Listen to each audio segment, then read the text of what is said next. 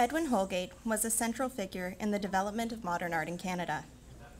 Born in 1892 in a small town in Ontario, he grew up in Toronto but studied at the Art Association of Montreal under William Brimner and Maurice Cullen. In 1912, he moved to Paris to study art and traveled widely in Europe before the outbreak of World War I, at which point he returned to Canada and enlisted in the Army until 1919. In 1922, he opened a studio in Montreal and began to teach at the École des Beaux-Arts and later the Art Association of Montreal. Holgate later became the 8th member of the Group of 7 and joined the Canadian Group of Painters. Throughout the 1920s and 30s, Holgate painted, sketched, and made a number of woodcut prints of nudes, often placing them in a landscape setting. For example, Two Bathers, Small Nude, Nude by a Lake, Nude in a Landscape, and Nude in the Open. The artwork I will be discussing today, Wrong Number, is unique in Holgate's body of work. Dedicated to his wife, Mary Frances Holgate, it is the only known impression of the woodcut print and has been dated quite broadly from 1921 to 1931. The print has only been referred to twice in Holgate literature.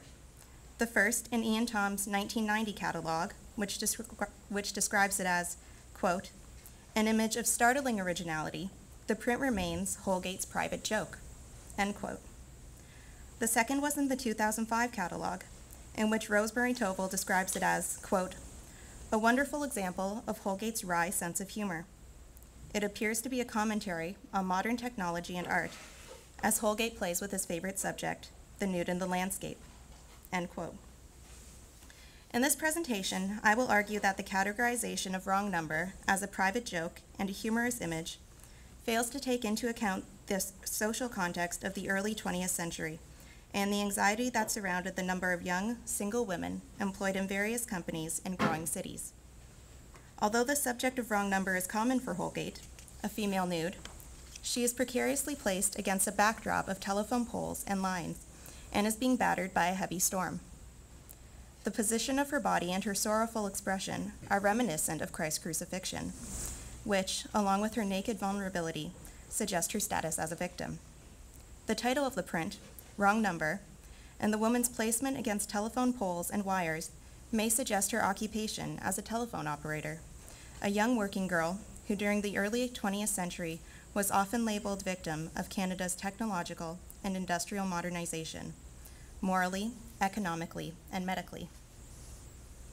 In the early 20th century, concerns over the working girl were also concerns over the industrialization and urbanization of the Canadian economy and society.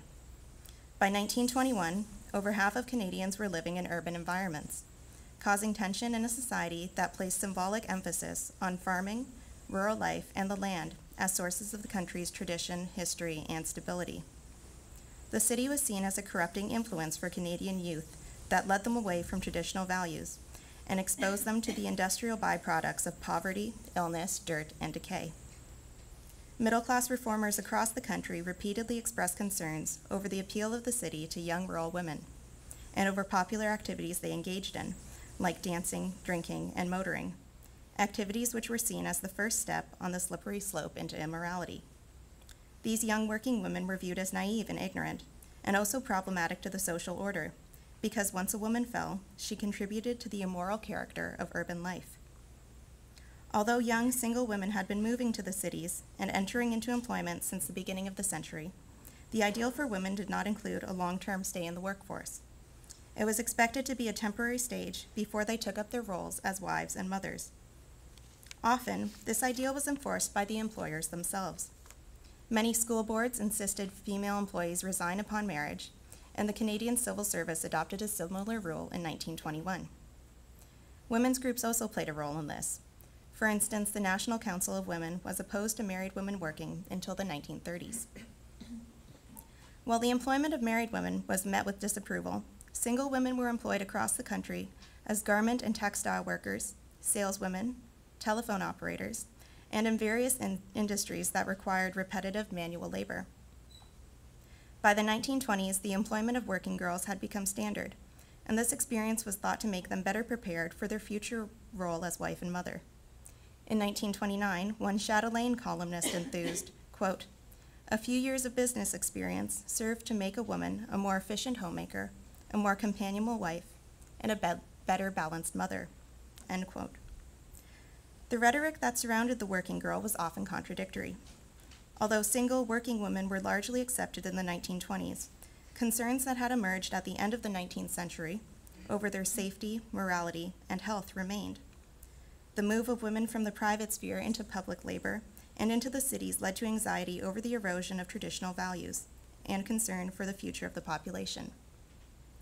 In Quebec, these anxieties were compounded by the fear that industrialization was led by American and English Canadian business. In order to staunch urban migration and prevent English encroachment, the Catholic Church retrenched their position in society by establishing unions in the cities and rural women's groups in the country, called Cercles des Fermières, farm women's circles, in 1915. The circles were part of Quebec's Back to Land movement called Terroir, and encouraged women to stay at home and use their housekeeping skills to, quote, "keep our sons on the land and stop our daughters from deserting the rural parish," end quote. In 5 years, the number of circles grew to 39, and the membership increased by 10 times. Their first convention, held in 1919, was marked by the creation of La Bonne Fermière, a magazine which would be published 3 times a year, as well as an exhibition of women's home crafts and women's agricultural work, such as beekeeping, poultry farming, spinning, and canning. Holgate was interested in the terroir movement and created a series of woodcuts, such as the plough, for the English translation of Georges Bouchard's Vieilles Choses, Vieilles Gens, Other Days, Other Ways, a novel which praised traditional rural life in Quebec. The Cercle also became affiliated with the Women's Institute of Canada and the Fédération Nationale Saint-Jean-Baptiste, a women's organization founded in 1907. During the First World War and the Depression, the Fédération encouraged women to make ends meet by accepting sewing jobs at home instead of seeking work in the public sphere. They argued that a woman who worked at home had fewer expenses and therefore earned more money in the long term.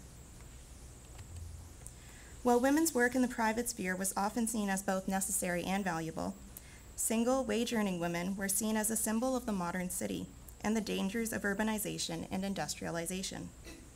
In newspapers and magazines across Canada, stories circulated of women who had moved to the city to earn money for their rural families, only to be taken advantage of or sexually assaulted by crooked employers.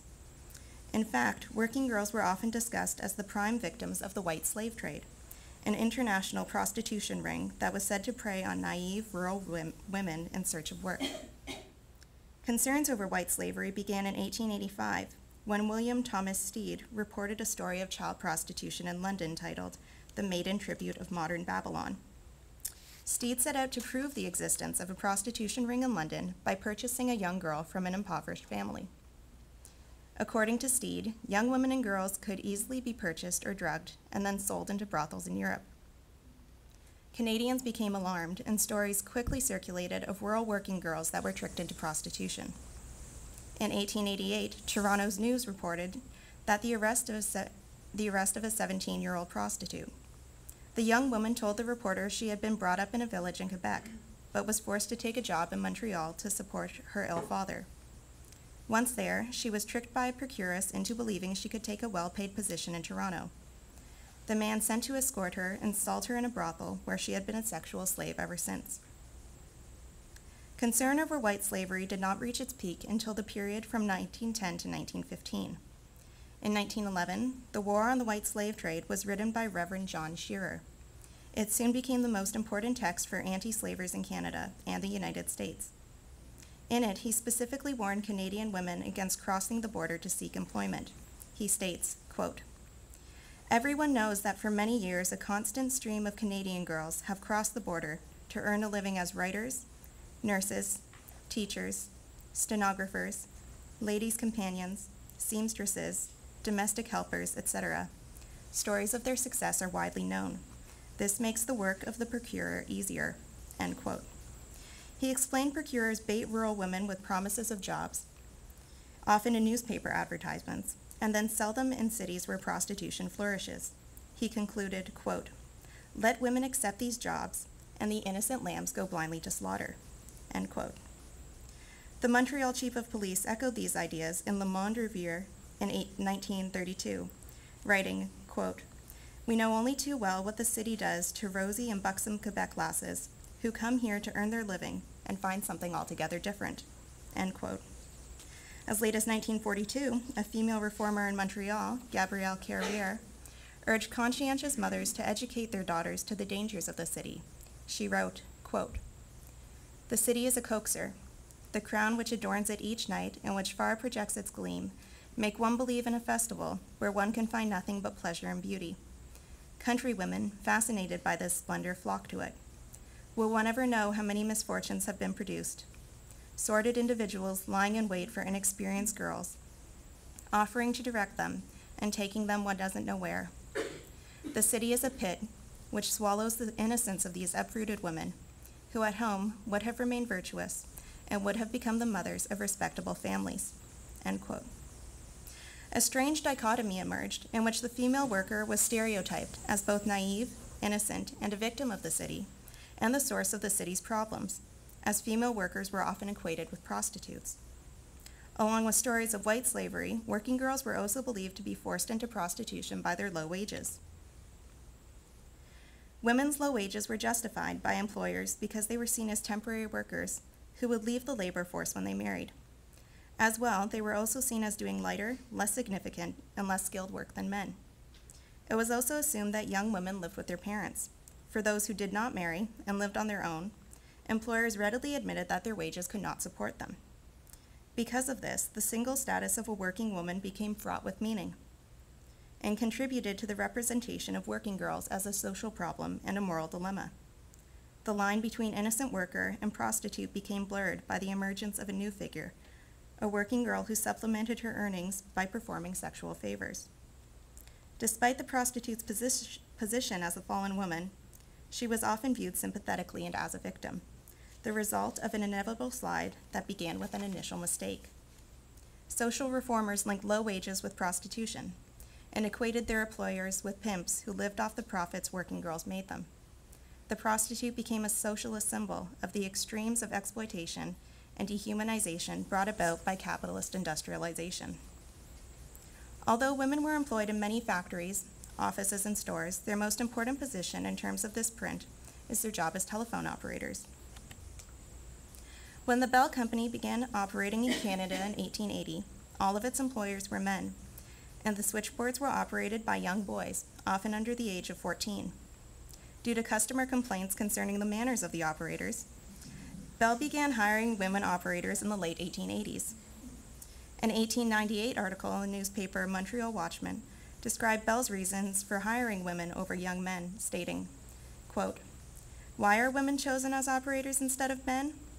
In the first place, the clear feminine quality of the voice best suits the delicate instrument. The girls are more alert than boys and always more patient. Women are more sensitive, more amenable to discipline, far gentler and more forbearing than men," end quote. As late as 1916, the Toronto newspaper News was recounting women's entrance into the telephone companies. Quote, "Instead of the noisy, abusive boy, there came the gentle, soft-voiced girl.